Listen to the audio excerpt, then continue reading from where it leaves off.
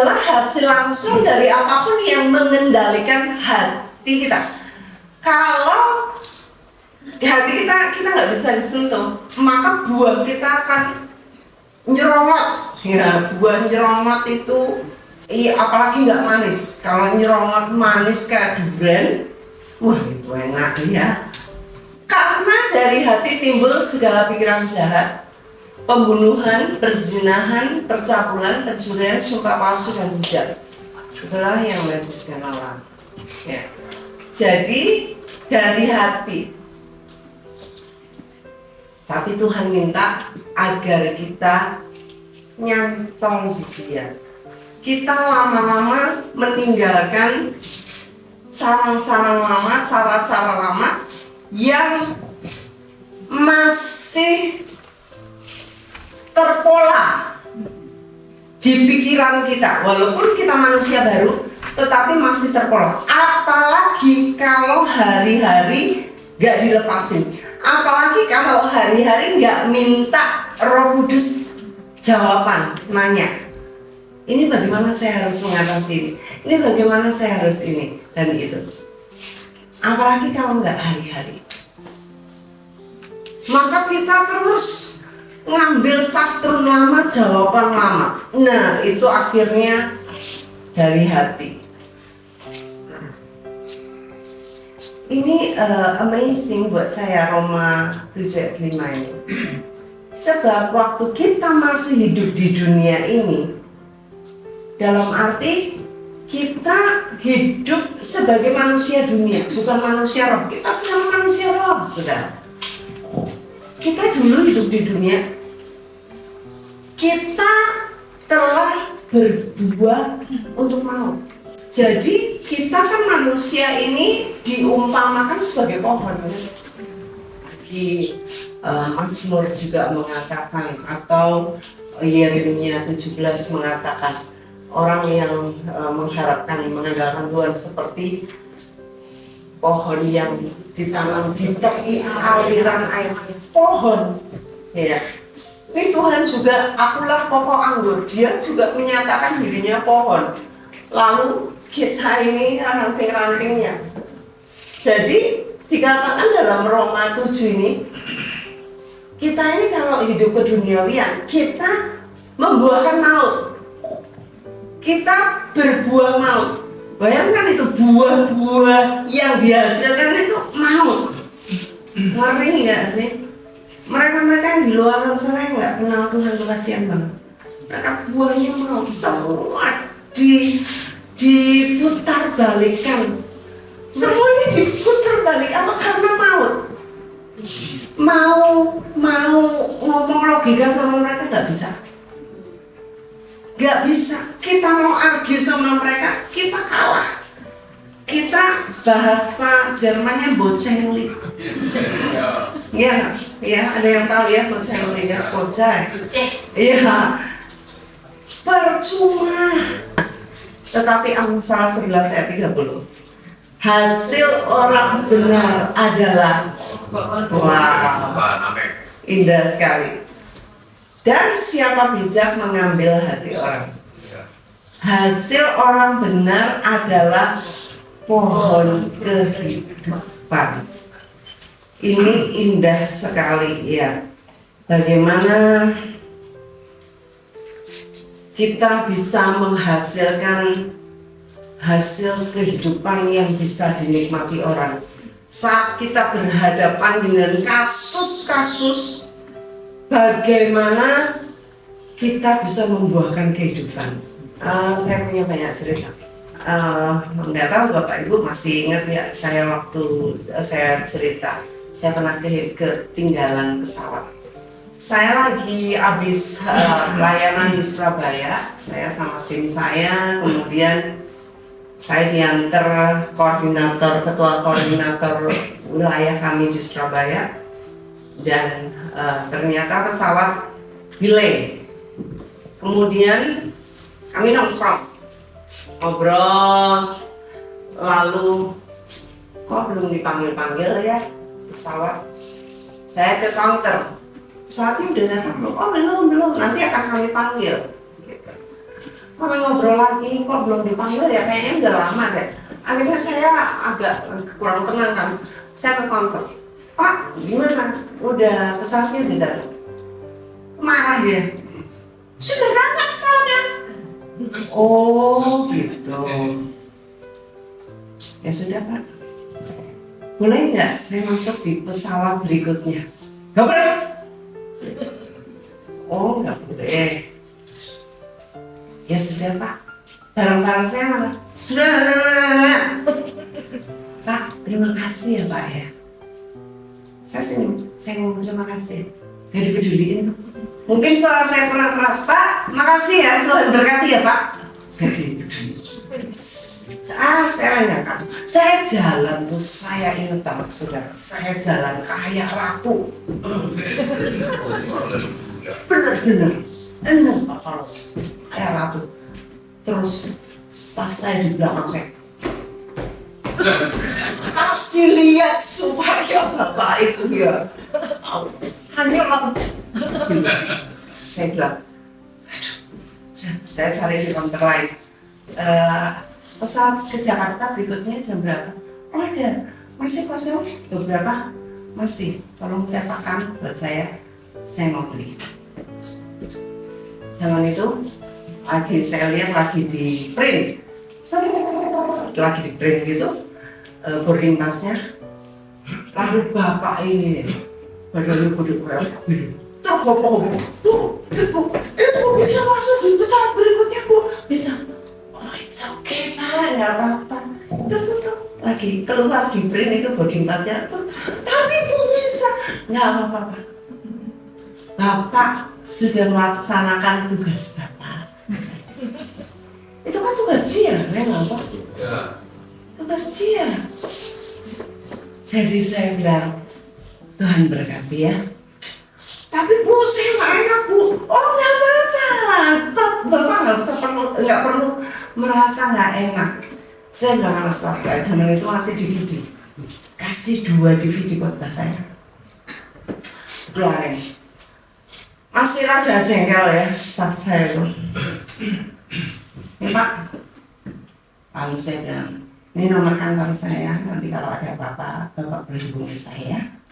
Nama saya ada di DVD itu. Bu, makasih ya Bu, makasih ya Bu. Nggak Pak, ada bapaknya itu kayak Pak Raden loh. Pakai kumis yang lengkung gini. Dia gede, dia sampai gitu, nggak enak sama saya. Terus sudah 2 hari kemudian, telepon berdering. Saya angkat.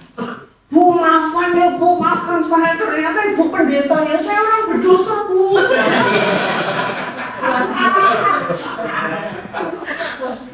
Saya orang berdosa, saya minta ampun Bu, bagaimana saya bisa seperti Ibu? Oh terima Yesus maksudnya, saya bimbing Pak, terima Yesus. Coba saudara, cuman berapa ratus ribu atau seberapa juta tiket pesawat, tapi saya bisa menangin orang itu, bisa kepada Yesus dengan apa? Buah kehidupan. Kalau kita nggak emosi, gara-gara semua kan sering kan gara-gara banget. Uang kita nggak terima, wah saya lihat orangnya nggak turun, dia tendang itu kantor. Belum lama saya lihat juga cewek masih muda, my goodness. Wah dia kata-katain, anjurlah apa, gara-gara dia salah, dia telah.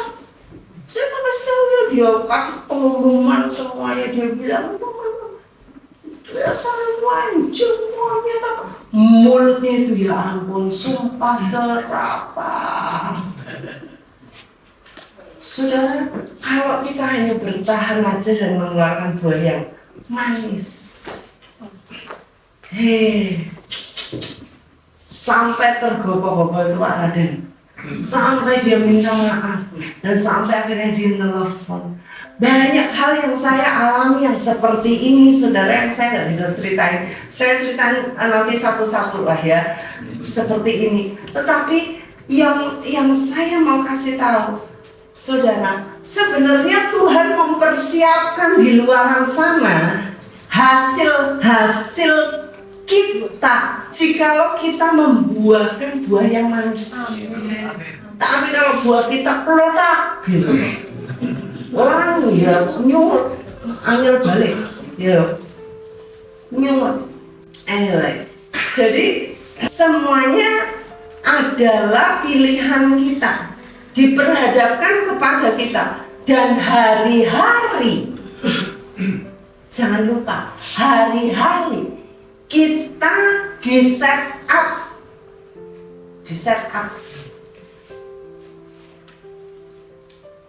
untuk mengalami kenaikan. Teman-teman bilang Lukas 9 ayat 23 yang apa? Barang siapa mau mengikut aku, ia harus menyangkal dirinya dan memikul salibnya setiap hari. Jadi saudara, kalau ditulis setiap hari nyangkal diri, saudara harus harapkan ada yang saudara sangkal setiap hari. Ya enggak? Kalau nggak terimonan, naik emosinya itu reaktif, dikit-dikit ngamuk, dikit-dikit nggak terima, dikit-dikit mempertanyakan, dikit-dikit curiga, dikit-dikit negatif, dikit-dikit mau damprat. Loh, itu buah apa? Apa saudara namanya nyangkal diri? Apa saudara pikul salib? Coba ditelusuri dulu. Coba saudara tenang, rendam dulu. Tenang dulu. Saudara, kan saya bilang, kita ini gampang banget. Kita nampak dari buah kita. Kedewasaan saudara, kedewasaan kita nampak dari buah kita. Buah adalah hasil langsung dari apapun yang mengendalikan hati kita. Jadi saat saya dengar saudara jawab, saya tahu itu buah saudara kayak apa. Kalau kita tahu buahnya kayak apa, kita tahu kualitas hidupnya kayak apa. Kalau kualitas hidupnya kayak apa, kita juga tahu hasilnya kayak apa, outcome-nya kayak apa. Kalau saudara dalam pelayanan kelihatan hasil pelayanannya kayak apa, jemaatnya kayak apa, yang dihasilkan saudara dari finansial kayak apa, kelihatan. Itu sebabnya saudara penting sekali mengendalikan, menjaga hati. Penting sekali buah ini dihasilkan. Nah, saya nggak lama-lama dibuat. Saya akan bawa saudara kepada yang tadi 1 Petrus itu. 1 Petrus itu yang ditambah-tambahkan itu pertama apa? Iman itu ditambahkan apa? Kebajikan. Nah, kebajikan itu bahasa Inggrisnya adalah moral excellence. Kebajikan kayaknya kok kurang ada penjelasannya, ya, penjelasannya kurang tepat. Kalau baca kata moral itu aja udah wow gitu ya. Apalagi excellence, moral excellence. Kira-kira apa nih moral excellence? Ini keunggulan moral ya. Ya, dalam perjalanan kita mencapai keunggulan moral ini, kita membangunnya sebagai aspek fundamental dari karakter. Moral excellence ini hanya tampilan luarnya, saudara. Ya, virtue. Tetapi semuanya dimulai dari dalam, yang mana berfokus pada integritas. Kalau integritas kita udah tahu lah, kebenaran, ya kan? Ya, kebajikan tadi, kebenaran, melakukan hal-hal yang benar. Misalnya saya nanya nih sama staf saya, kemarin saya ngomong ini kamu udah nyampein belum? Dia nggak jawab. Lalu setelah itu dia lakuin, lalu dia bilang sudah. Kira-kira gimana? Benar atau salah? Salah. Gak punya integritas kan? Harusnya kamu bilang, oh iya ya, saya lupa, terima kasih saya sudah diingatkan. Baru saudara melakukannya, dia melakukannya. Ini kok nggak datang-datang udah sampai mana? On the way.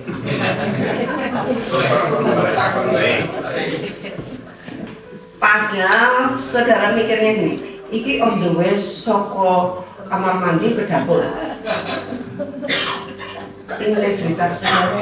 Integritas saudara. Kalau kita membiasakan diri, ya.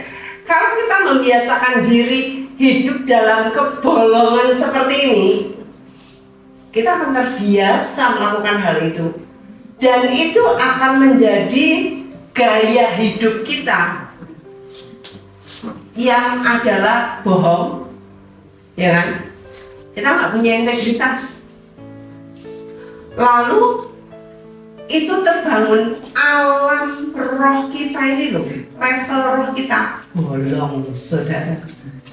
Kita pikir simpel kan, nggak apa-apa ngomong ini, jangan ngapusi ini. Nah kalau sudah ngapusi, roh masuk, roh bohong, ya, itu masuk. Nah akhirnya seseorang tidak punya integritas dan orang akan tahu. Loh soalnya macet kok. Loh macet itu kamu berangkat dari rumah jam berapa? Kalau kamu memberikan waktu lebih, ya enggak apa-apa macet, kamu sampai sini. Tapi selalu dulu saya bilang ini namanya buah alasan. Ya kan? Ada itu. Saya sampaikan itu, saya menemukan di sini waktu saya ngomong. Ada ya buah alasan namanya. Buah ini loh, liuk-liuk.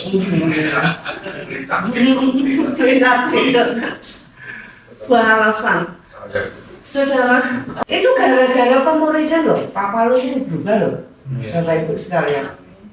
Kalau bapak-bapak yang lain belum berubah, belajarlah dari Pak Paulus.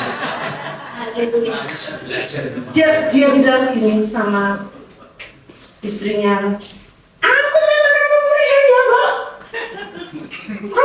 Kupingmu. Ya kan? Beliau cerita kok di sini saksi. Ada seorang aman. Nah, lalu setelah pemuridan dia bilang, sayang.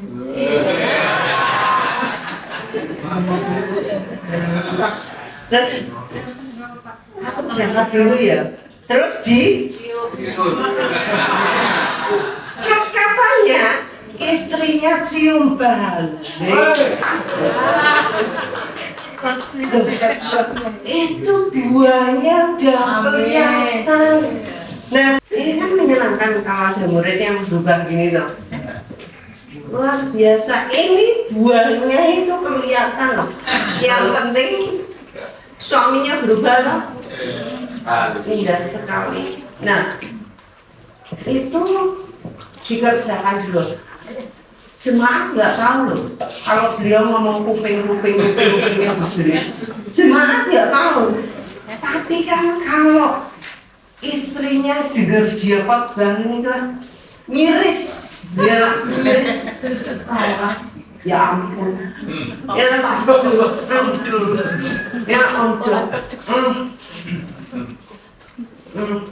Tapi sekarang pasti senyum wajah. Karena pelaku. Itu integritasnya dari dalam memang pengerjaannya.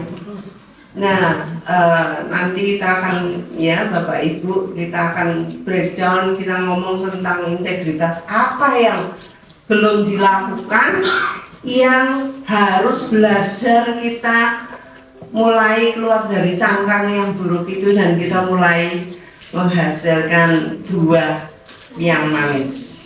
Perjalanan menuju keunggulan moral. Ya, silakan kalau mau baca tuh Titus 2 ayat 7. In everything set them an example by doing what is good in your preaching so integrity, seriousness. Good, very good. Ya, kan tadi kan belajar dari film tadi tuh bahasa Indonesia, terus kita belajar bahasa Inggris, right? In everything, set them an example by doing what is good. In your teaching, show integrity, seriousness. Jadi bahasa Indonesianya kurang pas soalnya. Jadi saya cari ini integrity ini Inggrisnya, ya. Dalam segala hal, berikan teladan dengan melakukan yang baik. Di dalam pengajaran, tunjukkan integritas, keseriusan. Ya. Jadi, kita harus jujur. Di dalam kita mengajar, kita harus menunjukkan integritas. Kalau menunjukkan integritas hampir nggak bisa, tetapi integritas itu dihidupi kan, moral excellence kan, baru nanti buahnya orang lain akan lihat, right? Nah, next, someone else. Ephesians 5 verse 15. Be very careful, then how you live, not as unwise, but as wise. Iya. Ephesians 5. Iya. Jadi berhati-hatilah bagaimana kamu menjalani, membawa kehidupan kamu sebagai orang yang bukan orang yang tidak bijak, tetapi orang yang bijak, ya. Jadi dengan kebijaksanaan ini lahirlah integritas. Saya tuh tadi mau ceritain tentang itu jawaban. Di sini Pak ada Pak Handoyo, mana Pak Handoyo? Pak Handoyo, right. Tadi main shofar, iya, alright. Saya tuh nyari, ini main shofar itu siapa sih ya waktu lalu gitu. Mana sih ya? Kok nggak tanya, nggak ada yang tahu yang bawa siapa gitu. Kok main shofar tiba-tiba tanpa izin gitu ya? Serius, tanpa izin. Jadi saya bingung, nggak ada teman-teman pemusik nggak ada. Akhirnya baru ketahuan kemarinnya, belum lama, 3 hari lalu. Oh yang bawa Pak Andro. Alright, oke. Lalu katanya, Bapak pas sudah minta izin. Oh yang ngajak Pak Ayub Hendro katanya. Lalu Pak Ayub Hendro ini ngomong, kamu main ini. Oh jadi nggak ngomong ke kami gitu. Bukan salahnya beliau, salahnya Pak Ayub Hendro, ya kan? Nah, lalu beliau berkata, oh salah ya, saya nggak boleh ya main ya, karena saya biasanya diundang di KKR, saya di gereja-gereja main. Bukan nggak boleh Pak, tetapi tentunya ada aturannya. Izin dulu, kemudian main shofar itu juga ada tekniknya sebenarnya. Walaupun saya bukan pemain shofar ya, tetapi saya mendengar kalau di gereja kami itu mainnya enak sekali pas ini. Tapi beliau mainnya kemarinnya tuh bareng musik gitu, padahal ada saksofon. Saya bilang begitu Pak. Jadi bukan nggak boleh, tetapi mainnya begini. Lalu jawaban beliau membuat saya kagum. Ini kayak Yesus kagum sama perwira ya, sama perempuan Fenisia. Jawabannya gini, sepakat, siap mengikuti ritme, menyamakan frekuensi. Wow, ya kan wow. Ini bahasanya tinggi banget, bukannya tersinggung. Udah, kalau nggak boleh, nggak usah. Aku nggak usah dapat. Kadang-kadang sekali yang seperti itu. Ya wes, kalau telat aja nggak boleh masuk. Emang cuma di situ aja yang namanya seminar. Ada yang akhirnya apa itu pemimpin apa? Ada yang pendeta yang ditutup. Pemimpin apa itu model apa ditutup gerbangnya di tempat lain nggak? Ya silakan di tempat lain dong. Tetapi beliau jawabannya sekali lagi ya, saya baca ya, biar kagumnya makin nyerosot ya. Sepakat, siap mengikuti ritme, menyamakan frekuensi. Wow.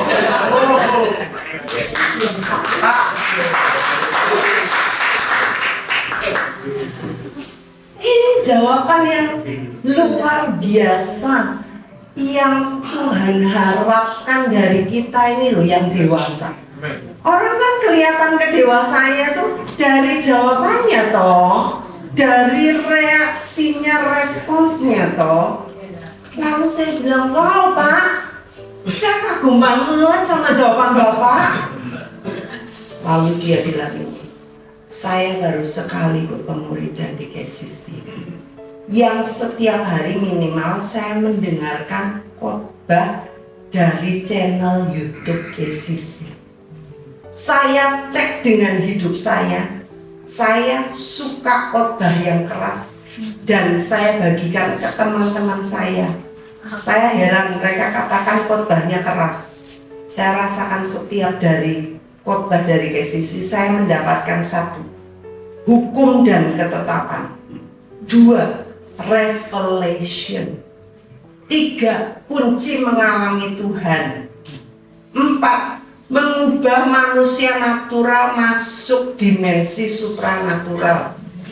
5, saya setiap hari memasukkan firman Tuhan dengan cara menghafal sehari 1 ayat. Saya perkatakan maksimal 200 kali.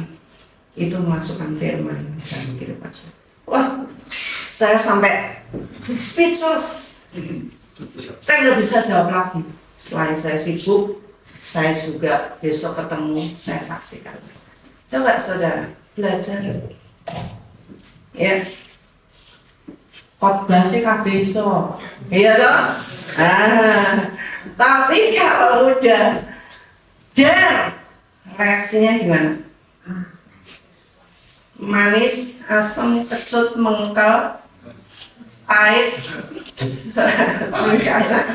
busuk, nggak nyenengke, atau malah jamuran. Ada kan buah yang belum ini malah keluar malah jamuran, itu ada yang di belakang juga gitu. Right, now, so we have to be wise.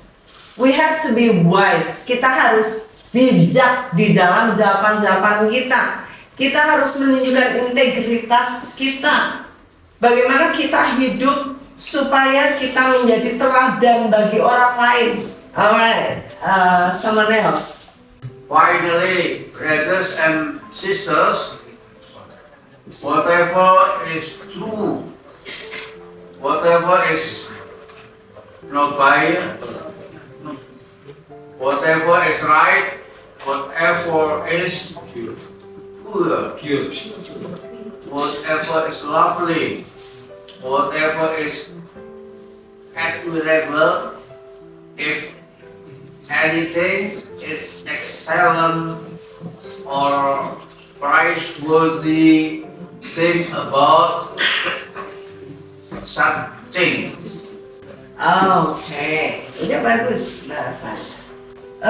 Semua yang benar, semua yang dikatakan noble itu so good ya. Kata noble itu mulia.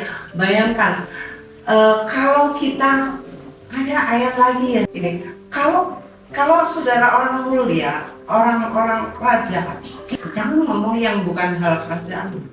Kalau kita orang kerajaan, jangan ngomong yang bukan bahasa kerajaan, gitu lah.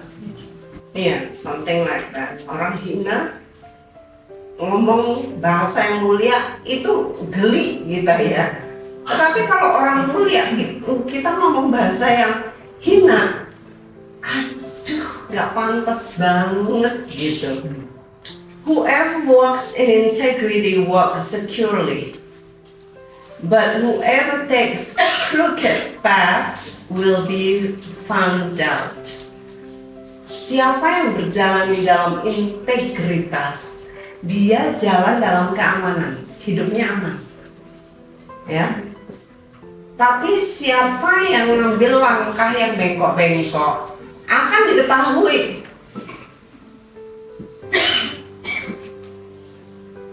Pinter-pinternya muternya kayak apa tetap akan diketahui. Itu sebabnya orang berintegritas tidak akan melakukan jalan-jalan langkah-langkah yang seperti itu. Saya pernah melihat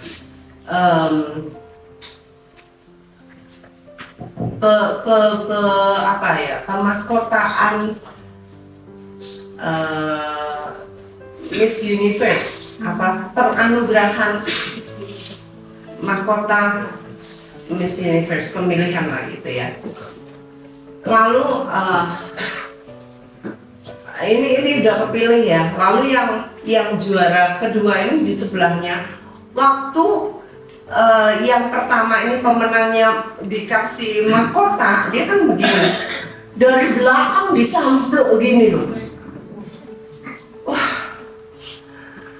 Lalu ditulis di sana, bahwa seseorang yang berusaha memadamkan cahaya orang lain sebenarnya ia hanya menunjukkan kegelapan di dalam dirinya. Ke samping ya. Jadi sebenarnya ketika seseorang itu mengungkapkan hal yang buruk, melakukan hal yang tidak baik, sebenarnya dia sedang mengungkapkan kegelapan di dalam dirinya. Nah, kalau kita tahu ini, marilah kita menolong diri sendiri. Kalau tahu bagaimana menolong diri sendiri, ya. Saya pernah waktu itu saya masih pakai FB, pernah saya cerita. Lalu ada teman zaman di Korea, dia hamba Tuhan. Dia nulis di wall, semua orang baca gini. Ini sebenarnya dia ngomentarin saya, foto saya. Ini sebenarnya dia udah tua, dia nggak cantik lagi, dia kurus, dan fotonya ini adalah hanya permainan cahaya. Wah, saya sih cengar-cengir lihat itu, karena saya nggak perlu pembuktian dia, dan dia mau jelekin saya, untungnya apa gitu ya. Lalu wah, murid-murid belain saya, nulis macam-macam belain saya. Lalu salah satunya Pak Yohanes Sawarno, Pak Yohanes Sawarno ini juga dulu di Korea sama saya. Dia bilang ini, bro, kamu kalau mau nulis japri aja. Dia tahun lalu ke Korea kok, di gereja kami kok. Dia masih cantik kok, kayak dulu kok. Dia ini dan ini. Kamu jangan begitu dong, nulis gitu. Saya dibelain Pak Yohanes. Tapi saya bilang, ini cowok nyinyir itu buat apa gitu ya? Jangan sampai di sini ada cowok yang nyinyir ya, jijik. Ya ampun banget gitu, kok cowok kok ngurusin cewek sih? Perlunya apa? Dia sedang menunjukkan kegelapan di dalam dirinya. Lalu ini adalah siapa yang baca lainnya? My integrity and uprightness protect me because my hope, Lord, is in you. Good. May integrity and uprightness protect me. Ya, kiranya integritas dan kebenaran itu menjaga aku. My hope, because my hope, Lord, is in you. Ya, jadi saat kita berintegritas itu justru menjaga diri kita. Oh, tadi ayatnya nih saya temukan. Orang bebal tidak layak mengucapkan kata-kata yang bagus, apalagi orang mulia mengucapkan kata-kata dusta. 17 ayat 7. Nah, jadi itu bertalian dengan integritas kita, ya. saya jagain diri saya banget ya. Segetem-getemnya kalau saya mau ngomong. Udah nggak usah ngomong. Sebab saya tahu kalau saya lagi gemes, lagi marah, lalu saya ngomong, itu saya akan mengeluarkan khotbah terbaik sepanjang sejarah yang saya sesali seumur hidup. Ya nggak? Ya nggak? Jadi tiap kali kalau gitu tak lememin dulu aja udah, enggak, saya nggak ngomong apa. Dipendem dulu. Nanti saya mulai pikirkan apakah pilah lagi. Apakah saya perlu ngomong ini, ngomong itu? Nggak perlu kayaknya. Ini orang kalau orang masih level ini kalau dibilangin gini, nanti dia malah sakit hati, dia malah nyebut. Udah nggak usah. Jadi saya mulai memilah, dan itu art seni untuk mengetahui keadaan, menimbang-nimbang waktu, ya. Apakah kita perlu ngomong dan apakah hal ini perlu diomongkan? Yang mana dari sekian yang sudah dirancangkan yang perlu diomongkan sampai akhirnya nanti enggak. Nanti kalau sudah lalu saya tahu bagaimana saya ngomong, sudah ini baru saya nanti ngomong. Kalau nggak perlu ngomong, nggak perlu. Okay, next. The integrity of the upright guides them, but the crookedness of the treacherous destroys them. The crookedness of the treacherous destroys them. Apa bahasa Indonesianya? Integritas dari orang benar itu menuntun mereka, tetapi bengkok jalannya dari orang yang berkhianat menghancurkan mereka. Ya, jadi integritas ini menyelamatkan kita.